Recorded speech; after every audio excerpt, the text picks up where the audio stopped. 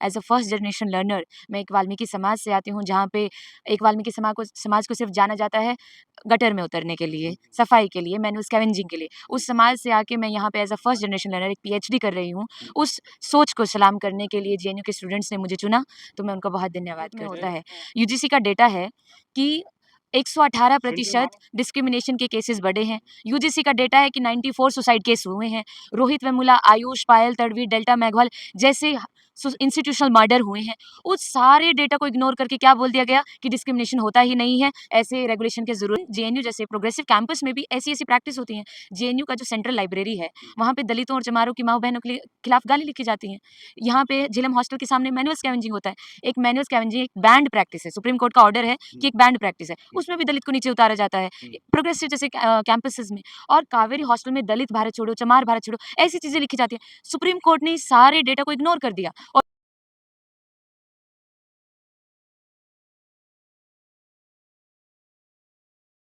जय भीम। मैं मेवालाल और आप देख रहे हैं जनता संगठक। साथियों, आज मैं जेएनयू में आया हूँ ये माहौल देखने के लिए कि यहाँ को जो स्टूडेंट है यूजीसी के बारे में उनका क्या सोच है। जैसा कि पूरे देश में एक माहौल बन रहा है यूजीसी के बारे में, समाज दो खेमे में बढ़ चुका है। एक उसके पक्ष में है, एक विपक्ष में है। एक चाहता है कि यूजीसी को लागू किया जाए और दूसरा पक्ष कर रहा है कि इससे देश और समाज बढ़ जाएगा। तो हमारे साथ है ये काउंसलर जीती हैं कोमल देवी। इनसे आज जब ये जीती थी तो जीतने के बाद पहली बार हमारी इनकी मुलाकात हो रही है। इनसे जानूंगा कि आखिर ये माहौल क्या है इस कैंपस में और आज यूजीसी के बारे में इनका क्या सोच है। मैडम, आपका नाम क्या है पहले अपने? जय भीम, हुल जोहार। मेरा नाम कोमल देवी है। मैं बाप्सा की तरफ से ट्रिपल एस काउंसलर हूँ और यहाँ पे आज हम जो है यूजीसी रेगुलेशन को लेके ही उसकी इनैक्टमेंट और उसके ऊपर डिस्कोर्स क्रिएट करने के लिए अभी पब्लिक टॉक अरेंज किया है बाप्सा द्वारा, उसी के ऊपर आज हम बातचीत करने वाले हैं। अच्छा, सबसे पहले तो मैं आपसे ये जानूंगा कि जब आप यहाँ से काउंसलर जीती तो मैं आया था उस समय, आप सबसे पहले आपका रिजल्ट आया था, आपका नाम पहले आया, बाकी रिजल्ट तो बहुत बाद में आया। तो उस समय जब रिजल्ट आया तो कैसा फील हुआ आपको? देखिए, जो मेरी जीत थी as a triple S counsellor, वो पूरे बहुजन समाज, जो एक दलित पिछड़ा वर्ग से जो स्टूडेंट्स आते हैं, उनको लगा कि मैं उनकी आवाज़ बन सकती हूँ, उनके मुद्दे उठा सकती हूँ कैंपसेज़ में और वो मैं कर भी रही हूँ। उन्हीं को लेके जो है मेरी जीत हुई और मैं बहुत शुक्रिया करती हूँ जेएनयू के स्टूडेंट्स का, जिन्होंने सोचा कि जो एक पर्टिकुलर सोशल लोकेशन से एक as a first generation learner मैं एक वाल्मीकि समाज से आती हूँ, जहाँ पे एक वाल्मीकि समाज को सिर्फ़ जाना जाता है गटर में उतरने के लिए, सफाई के लिए, मैनुअल स्कैवेंजिंग के लिए। उस समाज से आके मैं यहाँ पे as a first generation learner एक पीएचडी कर रही हूँ। उस सोच को सलाम करने के लिए जेएनयू के स्टूडेंट्स ने मुझे चुना, तो मैं उनका बहुत धन्यवाद करती हूँ। आपका एज कितना है? मेरा 24 एज है। 24 है। तो 24 एज है, लेकिन इनका सोच समझ करके मुझे ऐसा लगता है कि जो समाज है इनसे सीख लेना चाहिए, क्योंकि इन्होंने अपने व्यथा में बताया था कि इनके पास खेती-बाड़ी नहीं है, किसी जाट के खेतों में काम करते हैं, तो उस खेत से जो कमाई माँ-बाप आते हैं तो उसी कमाई से इनको पढ़ाई-लिखाई में जो भी खर्चा आता है दिया।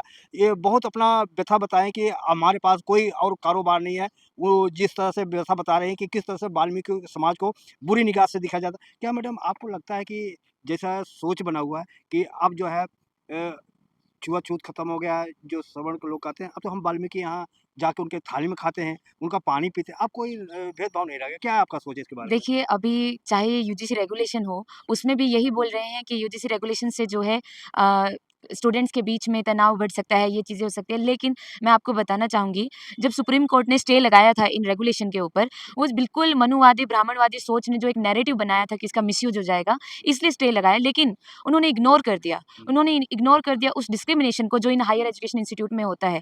यूजीसी का डेटा है कि 118% डिस्क्रिमिनेशन के केसेस बढ़े हैं। यूजीसी का डेटा है कि 94 सुसाइड केस हुए हैं। रोहित वेमुला, आयुष, पायल, तड़वी, डेल्टा मेघवाल जैसे इंस्टीट्यूशनल मर्डर हुए हैं। उस सारे डेटा को इग्नोर करके क्या बोल दिया गया कि डिस्क्रिमिनेशन होता ही नहीं है, ऐसे रेगुलेशन की ज़रूरत ही नहीं है। आज जो जेएनयू जैसा कैंपस है, एक प्रोग्रेसिव कैंपस मानते हैं ना, उस जेएनयू जैसे कैंपस में भी एक सटल तरीके से डिस्क्रिमिनेशन होता है। वाइवा वॉइस में 0 1 नंबर देके स्टूडेंट्स को पीएचडी में एडमिशन नहीं दिया जाता। हायर एजुकेशन इंस्टीट्यूट में पहुँच ही नहीं पाता है हमारा बच्चा। क्यों नहीं पहुँच पाता है? क्योंकि इन जेएनयू जैसे प्रोग्रेसिव कैंपस में भी ऐसी-ऐसी प्रैक्टिस होती हैं। जेएनयू का जो सेंट्रल लाइब्रेरी है, वहाँ पे दलितों और चमारों की माँ-बहनों के लिए खिलाफ गाली लिखी जाती हैं। यहाँ पे झिलम हॉस्टल के सामने मैनुअल स्कैवेंजिंग होता है। एक मैनुअल स्कैवेंजिंग एक बैंड प्रैक्टिस है, सुप्रीम कोर्ट का ऑर्डर है कि एक बैंड प्रैक्टिस है, उसमें भी दलित को नीचे उतारा जाता है। प्रोग्रेसिव जैसे कैंपसेस में और कावेरी हॉस्टल में दलित भारत छोड़ो, चमार भारत छोड़ो, ऐसी चीज़ें लिखी जाती हैं। सुप्रीम कोर्ट ने इस सारे डेटा को इग्नोर कर दिया और बोला कि जो ये मिसयूज़ हो जाएगा उस नैरेटिव के अकॉर्डिंग उसको स्टे लगा दिया। तो हम चाहते हैं कि यूजीसी रेगुलेशन इनैक्ट हो विद रोहित एक्ट। मैडम जैसे आपने कहा कि लिखा कि चमारों का, वाल्मीकि के बारे में इस तरह से नारे लिखे जाते हैं, लेकिन जो प्रचार में बहुत कम दिखता है, लेकिन कहते हैं कि नारा लगता है कि मनुवाद मुर्दाबाद, ब्राह्मणवाद मुर्दाबाद, यहाँ तक कि कहते हैं पोंगा पंडित, और अभी जैसे आ रहा है कि मूवी में घूसखोर पंडित, ये सारे आता है, लेकिन आप जैसे बता रहे हैं वो को तो कहीं दिखाई नहीं देता। देखिए, जो इनका नैरेटिव है, उसका लेके हम जवाब रखते हैं कि ब्राह्मणवाद और मनुवाद की छाती पर बिरसा फुले अम्बेडकर। बिरसा फुले अम्बेडकर क्योंकि हम इक्वालिटी, फ्रेटर्निटी जैसे विचारों में विश्वास रखते हैं।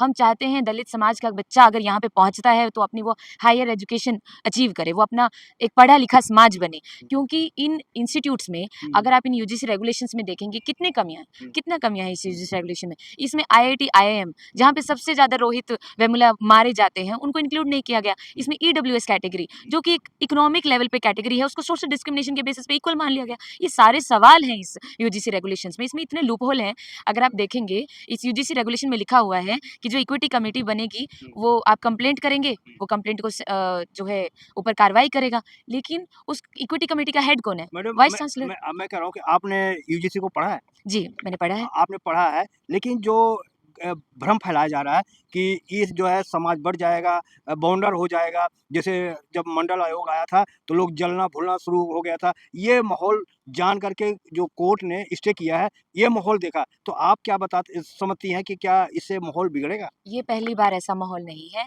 एससी-एसटी एट्रोसिटीज़ एक्ट बन रहा था तब हुआ था, मंडल जो कमीशन आया था तब हुआ था।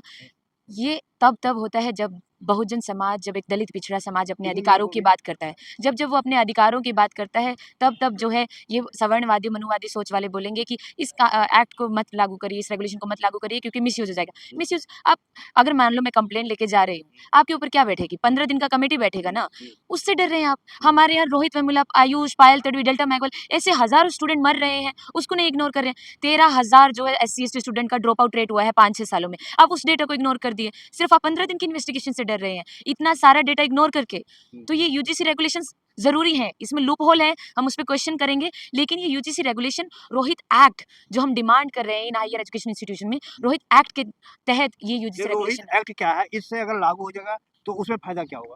रोहित एक्ट जो है हायर एजुकेशन इंस्टीट्यूशन में जो डिस्क्रिमिनेशन जैसे प्रैक्टिसेस होती हैं उनको ख़त्म करने के लिए है। तेलंगाना गवर्नमेंट लेके आई है, कर्नाटका गवर्नमेंट लेके आई है। हम बेसिकली चाहते हैं कि हायर एजुकेशन इंस्टीट्यूट में जितना भी डिस्क्रिमिनेशन, इवन आजकल सटल डिस्क्रिमिनेशन किस तरीके से होता है, लैंग्वेज के बेस पे होता है। आपको तो हिंदी नहीं, आपको तो अंग्रेजी नहीं आती है, लैंग्वेज के बेसिस पे होता है, बॉडी लैंग्वेज के बेसिस पे होता है, कपड़ों के बेसिस पे होता है। सटल डिस्क्रिमिनेशन जो मेन डिस्क्रिमिनेशन, इतना सारा डेटा, इतने सारी सुसाइड्स, इतने सारे इंस्टीट्यूशन मर्डर, सबको इग्नोर करके क्या कर रहे हैं आप? रेगुलेशंस को बंद कर रहे हैं कि अच्छा आइंदा। मैडम, अगर मान लीजिए ये जो यूजीसी है लागू हो जाता है तो आपको क्या इससे प्रॉफ़िट होगा?